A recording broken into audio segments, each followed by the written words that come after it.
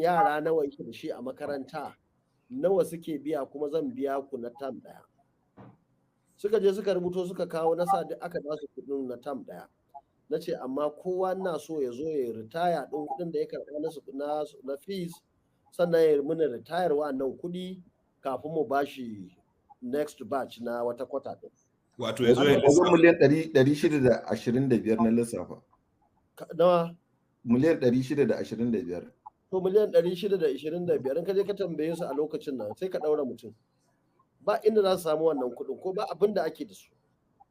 Saboda haka na gaya musu na ce ni bana neman fitina da kowa, ban zo in ɓata kowa aiki ba, amma kuma ni na san Allah ma zai tambaye ni in aka ce na bar gurin nan na bar ku kuna yin ta'adi.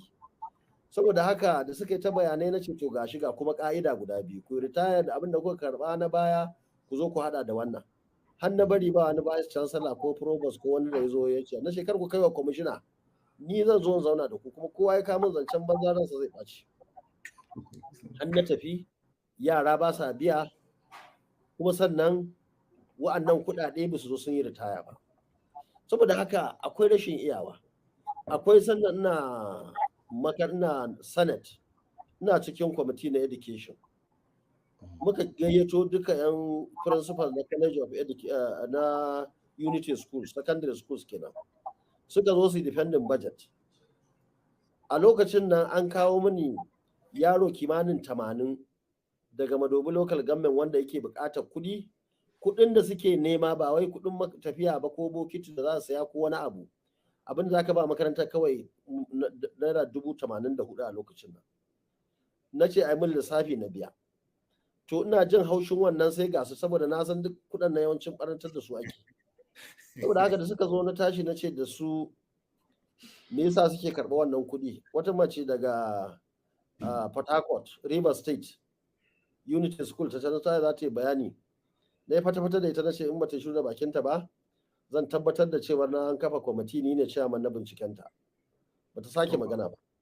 Kuma wannan kace talaka zai biya 84,000.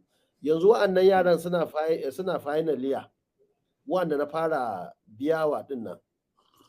Last year na biya musu kuɗi na ƙarshe.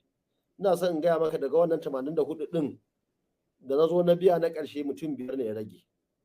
Saboda iyayen ba ma za su iya biyan wancan ragowar kuɗaɗen na yadda za a kai su, yadda za a ɗauko su, yadda za a sai musu ɗan kayayyaki basic da suke bukata wanda muka ce su kuma iyayen su yi. To wannan ma duk sun kasa. To amma your excellency in haka ne me yasa lokacin da kai Northwest University ka saka kuɗin registration 70,000? Ban ji ba. Lokacin da kana gwamna da aka yi Northwest University an sa kuɗin registration 70,000. Ayya, ai wannan da aka zo muka yi ta musu da su, aka yi ta rigima. Saboda haka daga ƙarshe dai wanda suka zo shugabannin wanda na sa suka matsanta suka ce dole sai an sa kuɗin makaranta. Muka yi ta ja to ko da kana gwamna ko shugaban ƙasa ba dinne komai ne za ka je ka ja da shi ba. Saboda haka wannan na fara da aka biya farko 2011 na shigo. Saboda haka da aka gama suka zo waɗansu suka kasa biya na kira su na gaya musu na ce na gaya muku. Abin da ya sa na kyale ku saboda ku ne ku gane cewar ga dalili. Saboda haka kada wani mutum ƙwaya ɗaya ya sake tambayar kuɗin makaranta a jami'o'in da muke da su. Tun wannan da suka biya kuma abu ne wanda muka yi da su shugabannin suka ja na ja. Wannan abun mafiya yawa in an ja bana shika. Amma wani abin dan a zauna lafiya kuma ka yi mekin ka kawo hujja sai ka ja. Wannan sun biya banda wannan shekarar babu wani wanda ya sake biyan kuɗi har na bar a Kano a wannan makaranta da sauran makarantun da muke da su.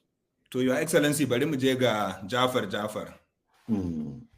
To your excellency akwai wato harkar haɗin kan ƙasa yana ɗaya daga cikin matsalolin da suke addabar Najeriya.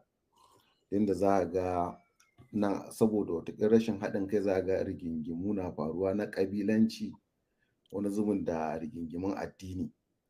Akwai waɗanda suke ganin cewa kamar wato kana da kafiye son naka ko kana da son arewa sosai.